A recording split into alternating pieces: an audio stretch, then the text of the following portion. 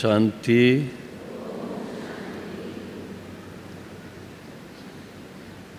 सभी बहनों को, माताओं को वंदे मातरम।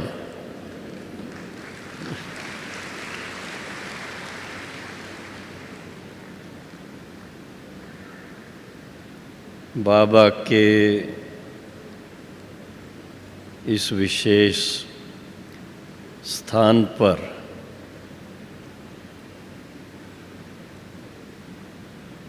सारे भारत से, चारों तरफ से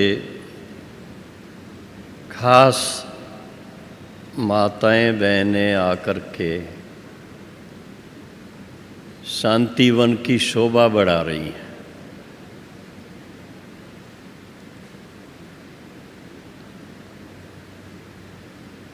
वो समय था शुरू में किसी भी सेवा केंद्र पर अगर माताएं नहीं होती तो सेवा केंद्र का वातावरण रूखा सूखा रहता था।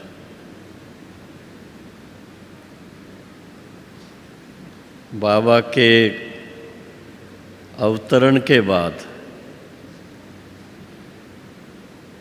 सबसे पहले कौन बाबा के पास समर्पित होने के लिए तैयार हुए मालूम है आपको? याद है? कहानियाँ याद होंगी ना। यज्ञ की कहानी में शुरू में माताओं का पार्ट ही ज़्यादा था, भाई थोड़े थे। सभी जानते हैं उसमें कुमारियाँ भी थीं और माताएं भी थीं।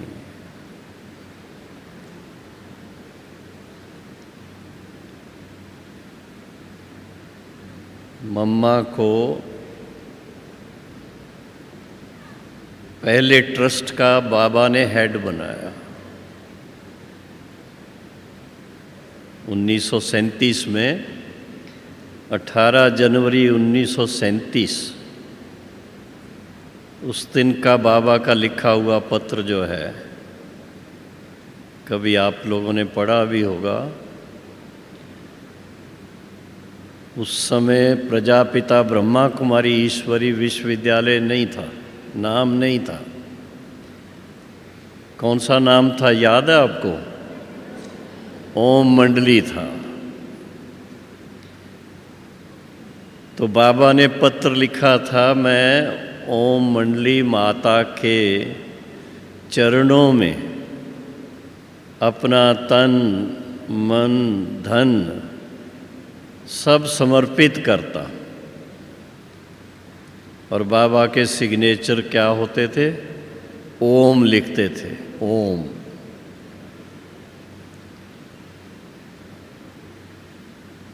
उस ट्रस्ट के अंदर 5 कुमारियाँ और 3 माताएं थीं। 8 का ट्रस्ट बनाया था।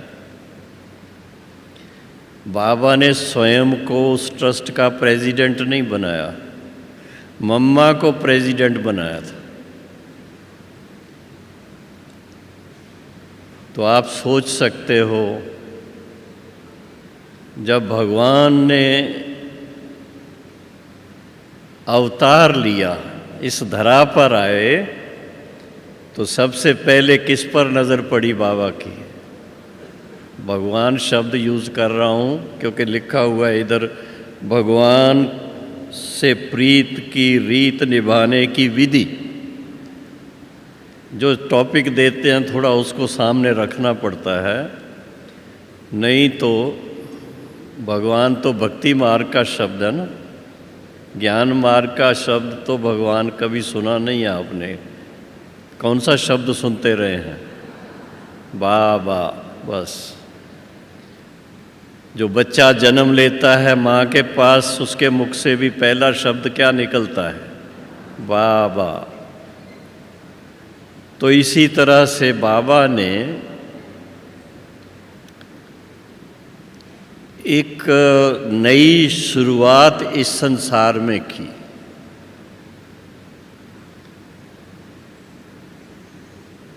तब तक जितने भी धर्म स्थापक आए थे सब पिताएं थे।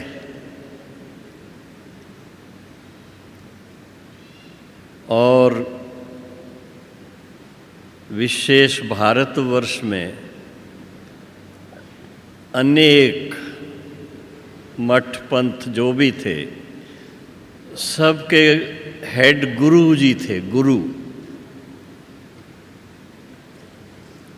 लेकिन बाबा ने आकर के नई शुरुआत की, माता गुरु का दर्जा दिया, माताओं को गुरु की गद्दी दे दी।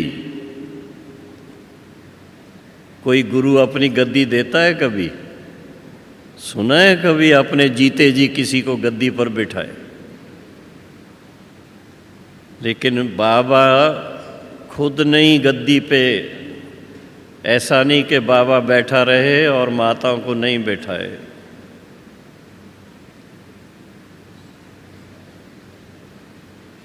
तो सबसे पहले तो माताओं बहनों को इस बात का बड़ा फ़ख्र होना चाहिए, नशा होना चाहिए कि बाबा ने हम माताओं को आकर के इतना ऊंच उठाया, इतना मान दिया है।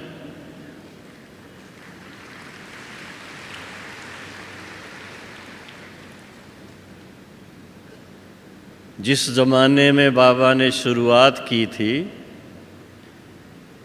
उस ज़माने में माताएं घूंघट में रहती थी। हाँ, घूंघट में बात भी करेंगी तो घूंघट को थोड़ा ऐसे करके करेंगी, आधा। तो बाबा ने गुरु बना करके गद्दी पे उनको बिठा दिया। तो गुरु गद्दी पर बैठे तो क्या करेगा? घूंघट रख करके बैठेंगे क्या? तो सबसे पहले बाबा ने माताओं को इस गुलामी से आज़ाद कर दिया।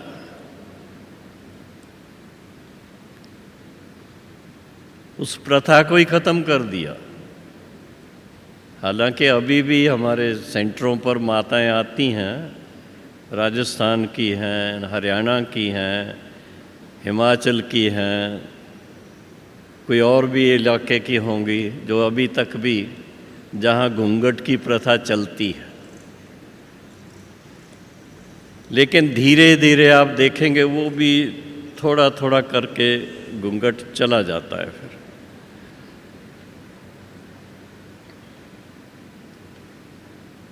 तो बाबा का आना माताओं को कितने बंधनों से मुक्त किया? सोचते हैं आप कितने बंधनों से मुक्त किया? बहुत बंधनों से मुक्त किया। समाज की इतने बंधन हैं समाज के, ये नहीं करना है, वो नहीं करना है, मार एकदम जैसे गुलाम बना करके माताओं को रखा हुआ था। तो बाबा ने आकर के अपने नैनों पे बिठा दिया, दिल तख्त नशीन बना दिया और माताओं के सिर पर जिम्मेदारी का ताज रख दिया।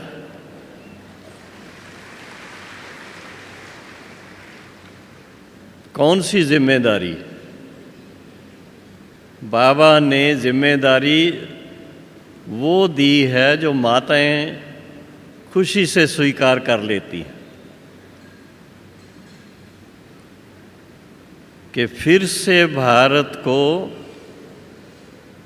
स्वर्ग बनाना है, फिर से भारत को श्री कृष्णपुरी बनाना है, फिर से भारत को धन धान्य संपन्न बनाना है, फिर से भारत को ऐसा संपन्न बनाना है, श्रेष्ठ बनाना है, स्वस्थ बनाना है कि सारे विश्व के अंदर भारत नंबर 1 हो जाए। ऐसी जिम्मेदारी माताओं बहनों को दी हुई है। लेकिन उसके लिए बाबा ने क्या किया? माताओं को सशक्त बनाया, शक्ति बना दिया। सुनते हैं आप कई बार, एक गीत भी बहुत अच्छा बना हुआ था कि बाबा ने आके माता को शक्ति रूपा बना दिया। एक चित्र है, आपने देखा होगा, कल्प वृक्ष के चित्र के साथ में एक माला का चित्र है, देखा है आपने? उस माला के चित्र में बीच में किसको दिखाया हुआ है? मम्मा को दिखाया है, शक्तियों को दिखाया है, थोड़े से पांडव भी पीछे खड़े हैं। तो शिव शक्ति पांडव सेना, बाबा ने आकर के शिव शक्ति पांडव सेना जो बनाई, तो उसका हेड किसको बनाया? किसको बनाया? मातेश्वरी सरस्वती को। सोचने की बात है कि जबकि कोई पहले ट्रेनिंग नहीं दी है, कुछ नहीं किया है, नहीं तो किसी भी सेना का कोई बड़ा कमांडर बनता है, कुछ होता है तो उसकी तो बहुत ट्रेनिंग होती है, बहुत टाइम लगता है उसको बनने में। और यहाँ शुरुआत ही उससे होती है। तो बाबा ने मम्मा में क्या देखा ऐसा?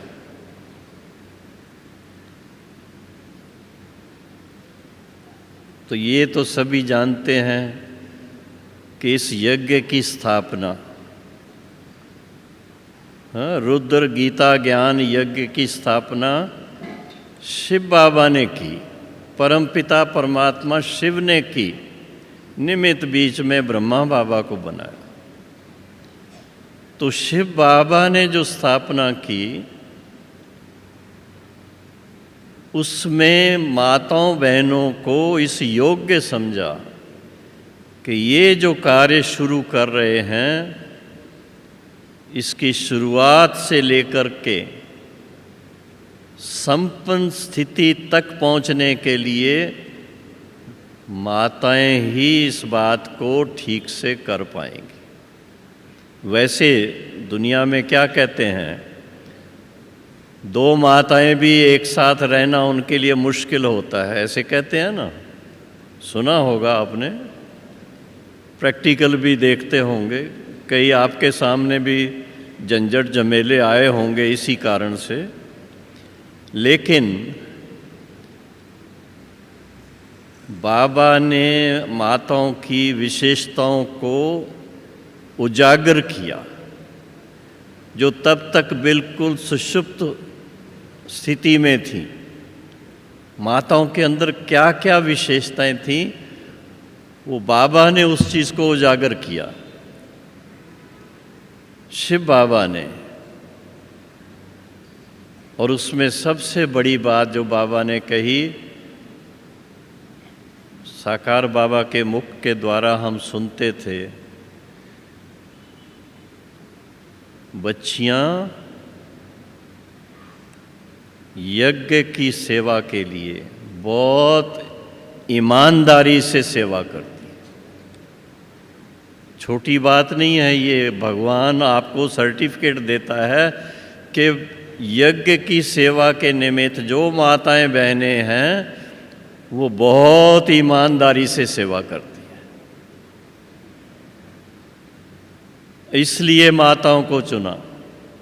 दूसरी बात, भगवान का कार्य है, ईश्वर का कार्य है, शिव बाबा का कार्य है, उसको अच्छी तरह से पहचानने की जो दृष्टि चाहिए थी, जिसको कहेंगे दिव्य दृष्टि, वो सबसे ज़्यादा उस समय माताओं बहनों को प्राप्त हुई। सबसे ज़्यादा ट्रांस में जाने वाली बहनें होती थीं। और इसलिए फिर धीरे धीरे जब सेंटरों पर भी दादियाँ रहने लगीं, बड़ी बहनें रहने लगीं, तो भोग लगाना है शिव बाबा को, वतन में जाना है, कोई संदेश लाना है, तो संदेश पुत्रियाँ किसको बनाया? बाबा ने किसको बनाया? बहनों को बनाया। उसमें माताएं भी थीं। जैसे हम बॉम्बे में थे तो हमारे नलनी बहन की माता जी विजया बहन, वो संदेश पुत्री थी। कोलाबा साइड में शीलेंद्रा दादी थी, वो कुमारी थी। और ब्रिजेंद्रा दादी माता थी, उनको भी वरदान प्राप्त था। दादी पुष्प शांता माता थी, उनको भी ये वरदान प्राप्त था। आप सोचिए कि संत महात्मा ऋषि मुनि जाकर के कठोर तपस्याएं करते हैं, क्या करते हैं, उनको दिव्य दृष्टि प्राप्त नहीं हुई। और माताओं बहनों को घर बैठे दिव्य दृष्टि प्राप्त हो गई। इससे बढ़कर के और माताओं को क्या चाहिए, मैं कहता हूँ।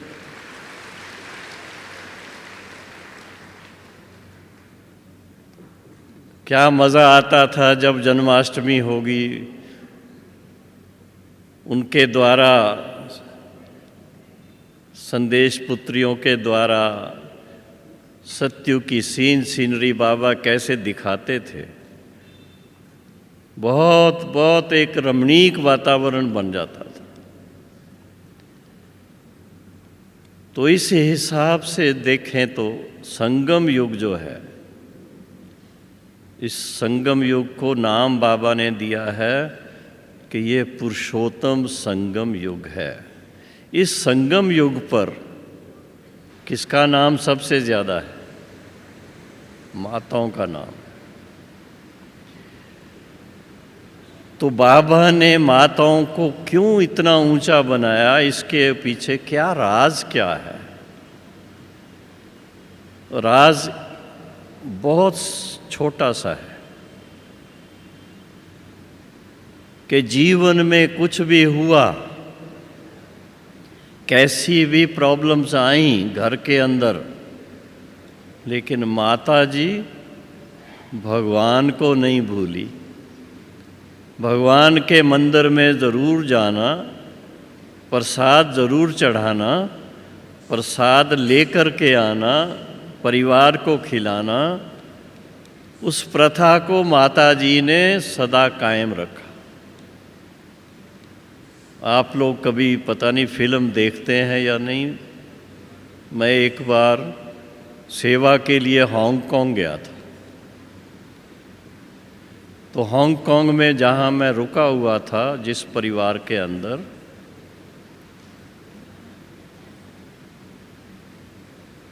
सिंधी परिवार, तो उस परिवार में बड़े आराम से हम लोग रहते रहे। सवेरे योग करते थे, सेवा के बहुत सारे प्लान्स थे। एक हफ्ता सेवा करके लास्ट में एक दिन हमारी वहाँ जो बहन थी, प्रभा बहन नाम है उनका, लच्छू दादा और प्रभा बहन, प्रभा बहन ने कहा कि आज आप रिलैक्स करो। तो मैंने कहा मैं तो रिलैक्स्ड ही रहता हूँ, सदा आराम से रहता हूँ। कहती नहीं, आज आपको एक फिल्म दिखाएंगे हम। और फिल्म दिखाई, देखी फिल्म हमने। उस फिल्म के अंदर, शॉर्ट में बता रहा हूँ, फिल्म के अंदर इतना ही था कि भाई जुआ खेल करके पैसा कमाना चाहता था और माता जी थोड़ा थोड़ा बचा करके पैसा मंदिर में, एक छोटा मंदिर घर में था, उसमें थोड़ा सा चढ़ाती थी। और वो मंदिर के लिए पैसा जो होता था वो किसी और काम में नहीं आएगा। लेकिन उस भाई ने एक दिन माता जी को कहा, आप मुझे ये पैसे दे दो, मैं इसका 100 गुना करके आपको दे दूँ। और उसको सट्टे में पैसे बहुत मिल गए। बहुत पैसे मिलते हैं तो क्या होता है, फिर बड़ा बंगला ले लिया, बड़ी गाड़ियाँ हो गईं, बच्चों को पढ़ाने में भी बड़ा अच्छी तरह से अच्छे अच्छे कॉलेज में पढ़ाया। वो सब कुछ किया, लेकिन वो भूल गया कि मैंने भगवान के खजाने से कुछ पैसे लेकर के ये सब कुछ किया था। तो वो पैसे वापस नहीं दिए माता जी को। फिर स्टोरी ऐसी है कि फिर बीमार हो गया। बीमार हो गया तो फिर उसको भगवान आकर के सुनाते हैं, देखो ये दवाइयाँ जो हैं, तो ये दवाइयाँ तुम्हारे एक एक, जो भगवान के पैसे तुमने एक एक बार चोरी किए हैं या लिए हैं, वापस नहीं किए हैं, उसकी रिज़ल्ट है।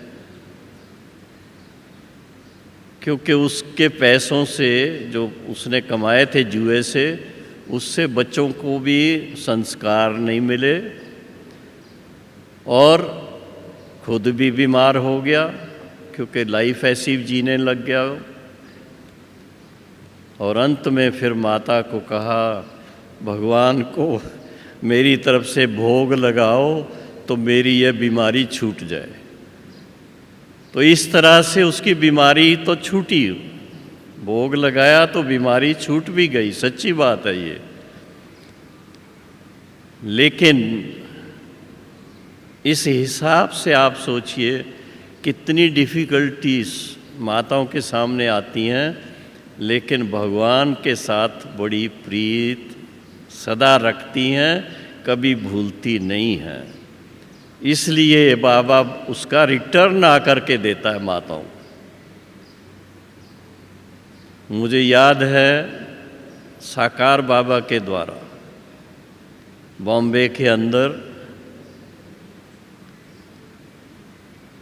शील इंदिरा दादी सुनाती थी बाबा को कि बाबा वो एक गोपिका है। माताओं को शब्द कितने अच्छे यूज़ करते थे, गोपिका है। बाबा आपको बहुत याद करती है, उसकी तबीयत ख़राब है, वो आपके पास आ नहीं सकती, लेकिन आपको याद करती है। तो बाबा को दिल में आया, बच्ची इतना प्यार से याद करती है तो मैं ज़रूर उसको जा कर के मिलूं। और बाबा खास उस माता जी को मिलने के लिए गए, उसके घर पे गए, क्योंकि घर वाले सभी ज्ञान में थे।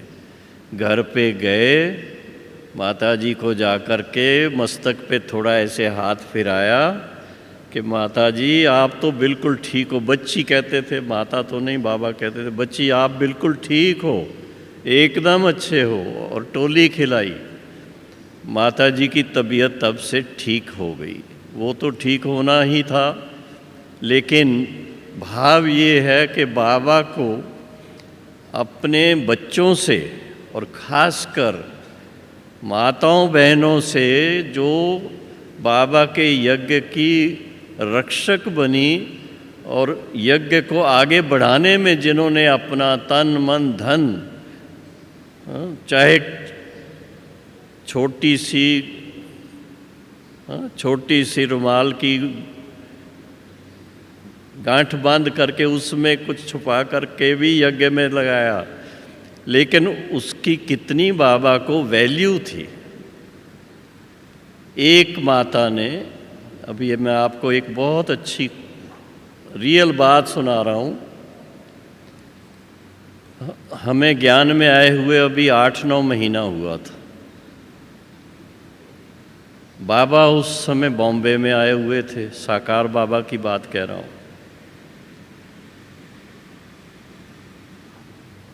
तो हम कोलाबा से बाबा के पास हैंगिंग गार्डन पर जहाँ बाबा रहते थे,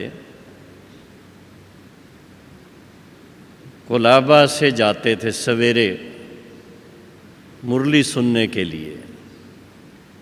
और बाबा के सामने हम 6-7 लोग बैठते थे।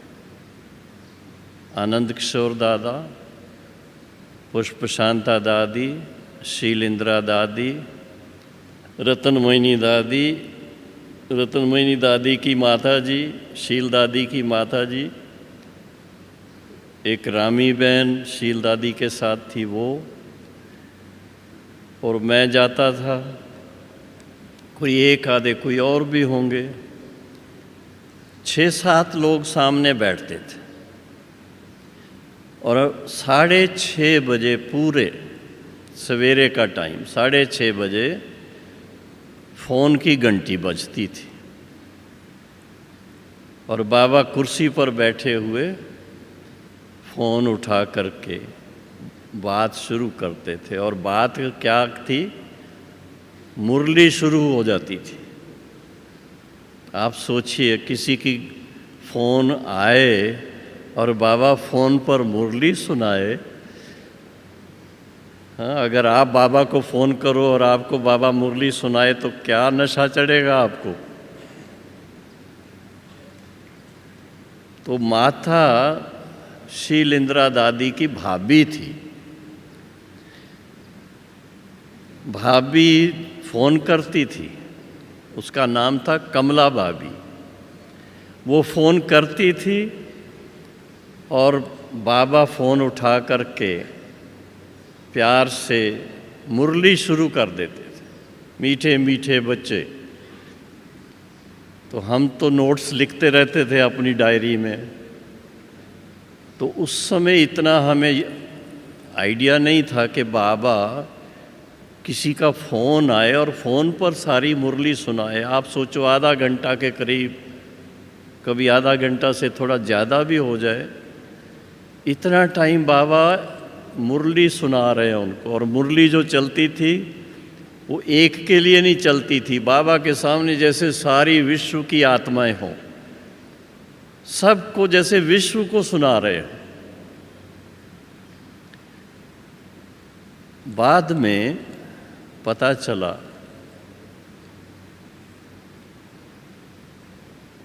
कि कमला भाभी ने ऐसे टाइम पर,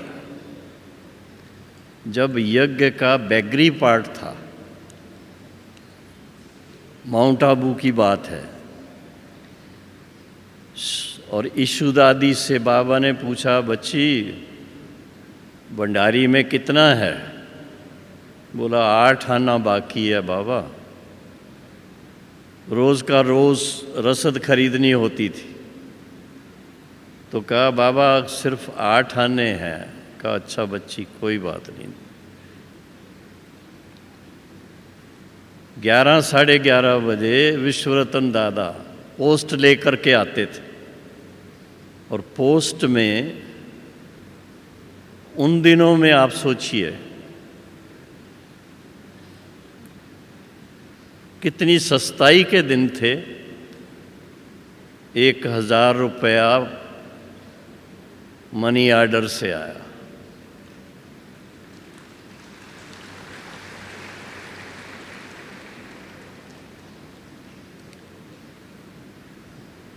तो उस समय एक प्रकार से यूं कहें कि यज्ञ निवासियों की परीक्षा का टाइम था। जिसको कहें कि रात को कुछ खाया पिया है तो नाश्ता करने के लिए बाबा सबको घूमने के लिए ले जाते थे। और जंगल में करौंदे होते थे, करौंदे समझते हो, छोटे छोटे,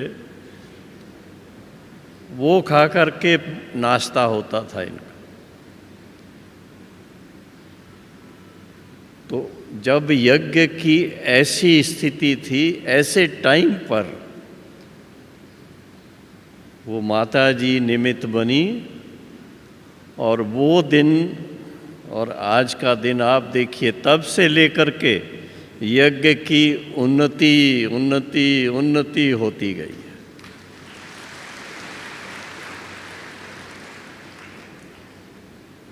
उसके बाद कितने सेंटर खुले, धीरे धीरे खुलते गए, और मधुबन में भी मकान बनने शुरू हो गए। भाई बहनें आकर के रिफ़्रेश होने लगे, और मकान चाहिए और मकान चाहिए थे। तो इस तरह से, क्योंकि शुरू में ही बाबा ने इस चीज़ का अनुभव करवा दिया था कि ये यज्ञ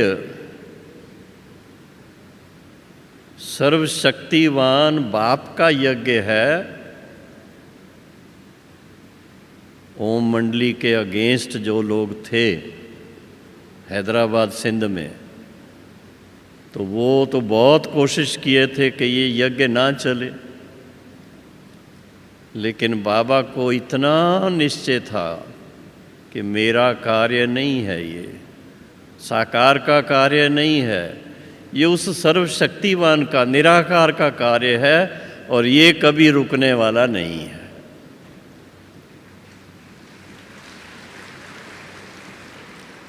और उसके फलस्वरूप देखा गया कि जितना जितना बाबा के सामने माताएं बहनें मधुबन में आने लगी,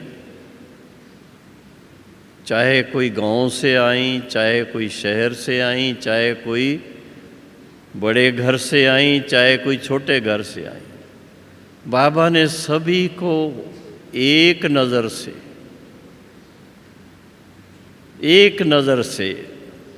कौन सी नज़र? बहुत ऊंची नज़र से, कि ये मेरे कल्प पहले वाले बच्चे हैं, जो आकर के बाबा के स्नेही भी बनते हैं, सहयोगी भी बनते हैं, आज्ञाकारी भी बनते हैं।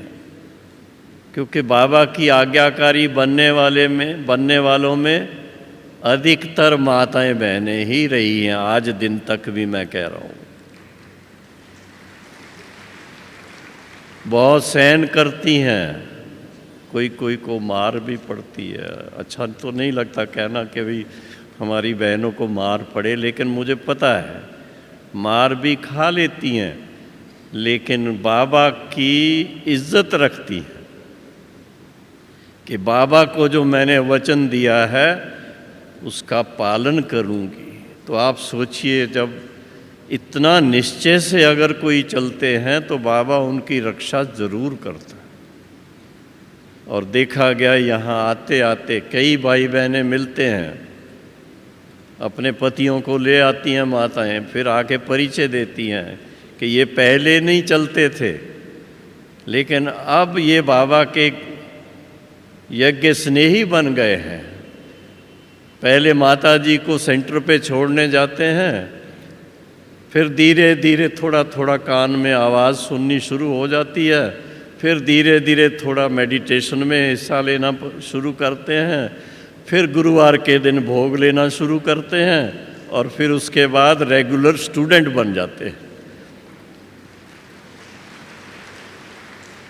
तो ये बाबा की कमाल है। लेकिन बाबा के साथ साथ मैं कहूँगा हमारी माताओं बहनों की कमाल है कि जिन्होंने इतना दिल से त्याग किया है, तपस्या की है और सहन किया है। सहन शक्ति के स्वरूप कौन है? हमारी माताएं बहनें हैं। तो जितना जितना आपने सहन किया है उसका फल क्या मिलेगा? उसका फल मिलेगा कि सतयुग में श्री कृष्ण के साथ आप देखेंगे भाई रास नहीं कर रहे हैं उसके साथ, बहनें ही रास कर रही हैं।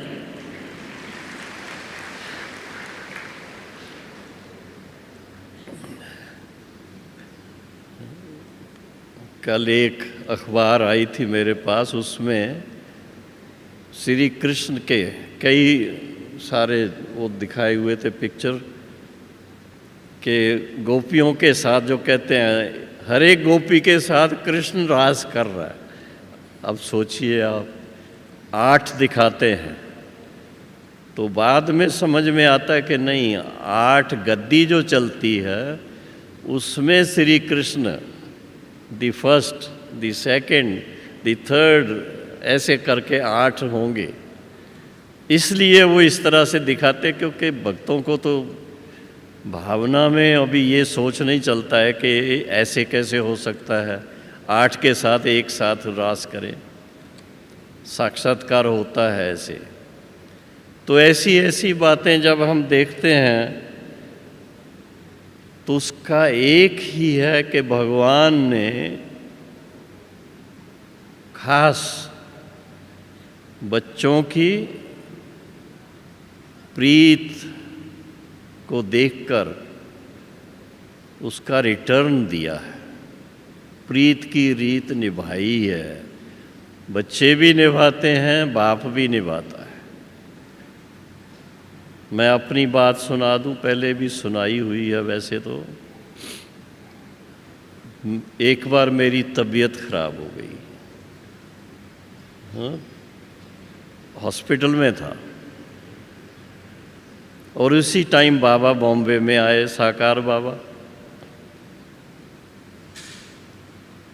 2-3 साल ही हुए थे अभी मुझे ज्ञान में। बाबा से बहुत प्यार था, आज भी है, ऐसा नहीं कि था तो अभी नहीं है। बहुत प्यार था, बहुत प्यार है, बहुत प्यार रहेगा।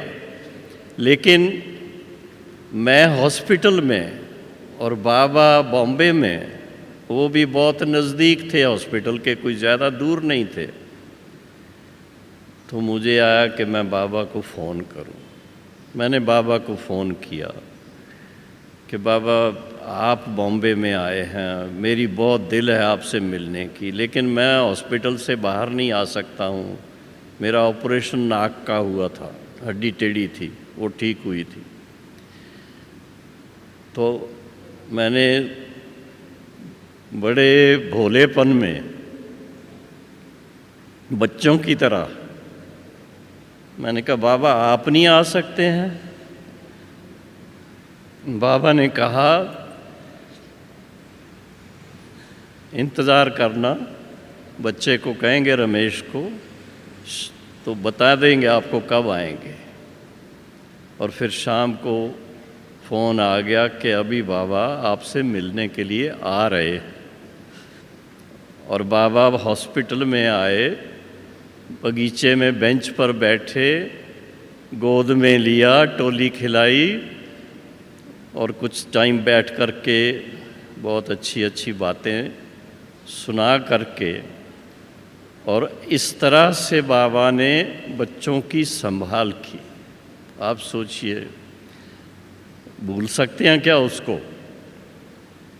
इसी तरह से दोबारा मेरी बॉम्बे में तबीयत ठीक नहीं थी, तो अव्यक्त बाबा ने आकर के सिर पे हाथ फिराया।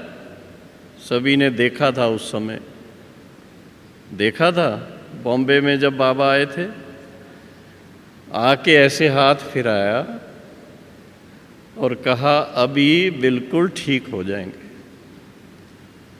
ये बाबा का वरदान, और आज आपके सामने बिल्कुल ठीक होके बैठा।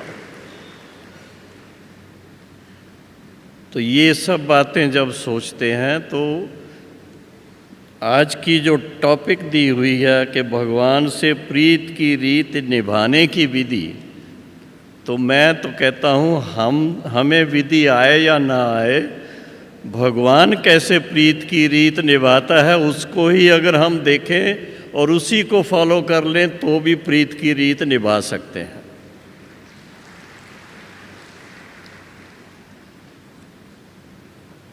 बाबा से प्रीत की रीत निभाने का सहज तरीका क्या है? सहज तरीका है, बाबा की जो श्रीमत है, श्रीमत को अच्छी तरह से समझना और उस पर चलना। हमारे रोम रोम में बाबा की श्रीमत समाई हुई होनी चाहिए, रोम रोम में। कोई ऐसा क्षण हमारे शरीर में ना रहे कि जो श्रीमत के अनुकूल साथ ना दे। क्योंकि बाबा की श्रीमत शब्द जो है, श्रीमत है ही मनुष्य को देवता बनाने के लिए, सर्वश्रेष्ठ बनाने के लिए। इससे बढ़कर के और कोई मत है नहीं। जितना जितना हम मुरली को गहराई से पढ़ते हैं, समझने की कोशिश करते हैं, उसको रिवाइज करते हैं, उसका अध्ययन करते हैं, तो उतना समझ में आता है कि बाबा हम बच्चों के लिए कितना दूर तक सोचते हैं, बहुत दूर तक सोचते हैं। हम बच्चों की जन्म पत्री बाबा के पास है, तो बाबा के पास जन्म पत्री है, तो अगर भगवान बैठ कर के आपकी हमारी जन्म पत्री लिखेगा तो क्या लिखेगा? क्या लिखेगा? भगवान खुद जन्म पत्री लिखे तो हम सब की जन्म पत्री सबसे श्रेष्ठ भाग्य की जन्म पत्री लिखता है।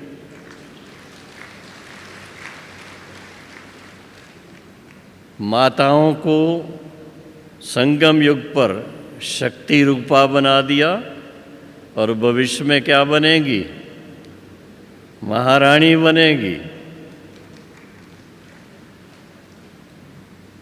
महारानी बनने के लिए तैयार नहीं है।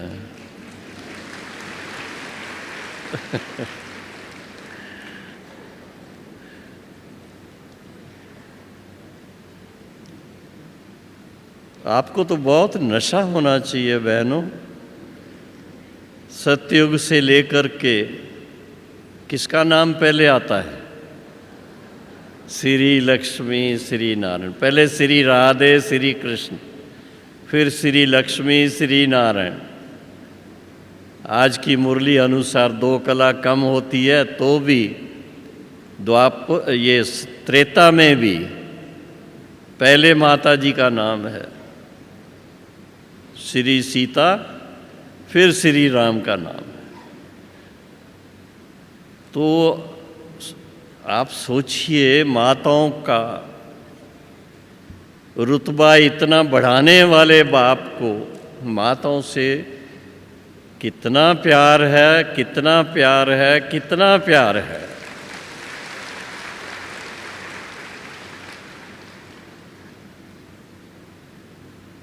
और सारे विश्व को फिर से स्वर्ग बनाना, सारे विश्व को परिवर्तन करना, वो भाइयों का काम नहीं है। भाई सहयोगी हैं, लेकिन माताओं बहनों के द्वारा ही इस विश्व का परिवर्तन होना है। तो उसके लिए, अपने भाग्य के लिए बहुत अपने आप को बधाई देना कि वारे में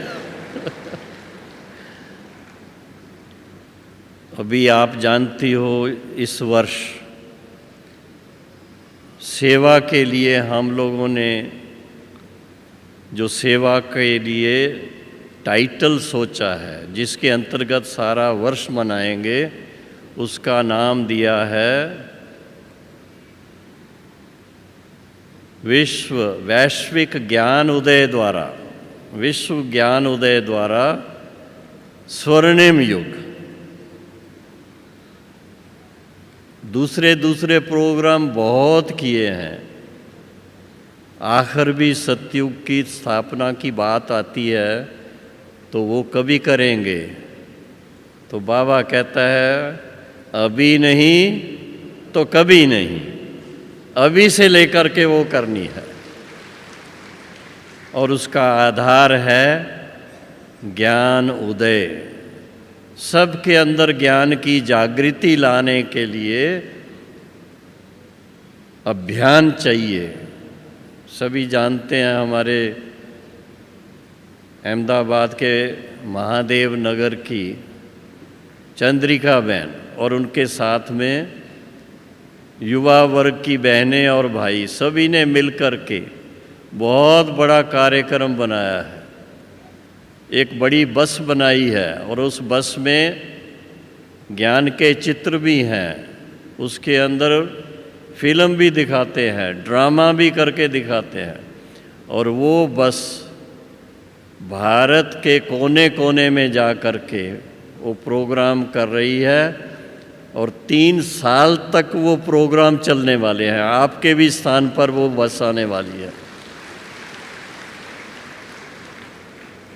तो आप सोचो, अगर भारत में इस तरह से जागृति लाई जाएगी, भारत जागृत हो जाएगा तो विश्व का क्या होगा। विश्व में भी तो बाबा के 140 सेवा केंद्र हैं, उनके द्वारा भी तो जागृति होगी। तो सारा विश्व जागृत हो जाए, ज्ञानमय हो जाए, तो रावण जी छुट्टी लेके चले जाएंगे।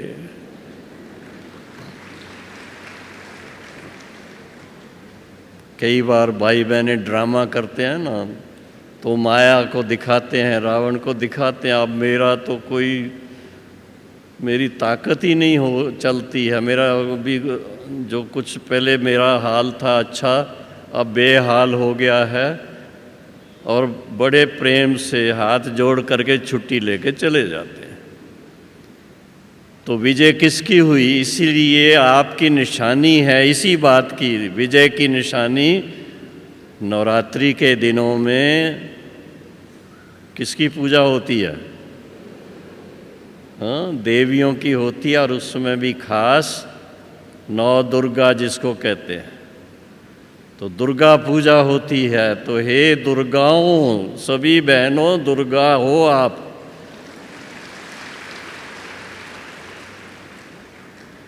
बड़ी खुशी की बात है, आप दुर्गा भी हो, आप लक्ष्मी भी हो, दोनों हो। लक्ष्मी बनने में तो और मज़ा है, ज़रा हाथ अच्छी तरह से बजाओ। क्योंकि जब तक दुर्गा है तब तक थोड़ा पुरुषार्थ भी करना है, थोड़ा ज्ञान उदय भी करना है, सेवा भी करनी है हर तरह से। लेकिन श्री लक्ष्मी बन गए तो फिर क्या करना है? राज करना है और कुछ नहीं करना है। राज करना है और रास करनी है। तो सभी श्री लक्ष्मी बनने वाली बहनों माताओं को बहुत बहुत बहुत मुबारक है, मुबारक है, मुबारक है। भगवान की प्रीत की रीत निभाने का यही तरीका है कि नारी को शक्ति बना दिया और शक्ति के रूप में उनको दुर्गा बना दिया और फिर उसके बाद उनको श्री लक्ष्मी बना दिया। ये है भगवान के प्यार की रीत। ओम शांति। सबके चेहरे खिले हुए हैं, हंस रहे हैं, मौज में हैं। तो फिर बहुत खुशी खुशी बाबा के साथ मन लगाना और बाबा को दिल ही दिल से थैंक्स देना कि बाबा आपने हमें क्या से क्या बना दिया है और क्या देने वाले हैं। यूँ तो कहें कि वो मिला हुआ ही है, देने वाले हैं नहीं, लेकिन हम आपके वारस बन गए हैं, वारस बने हुए हैं और सदा वारस बनेंगे, कल्प कल्प के वारस बनेंगे।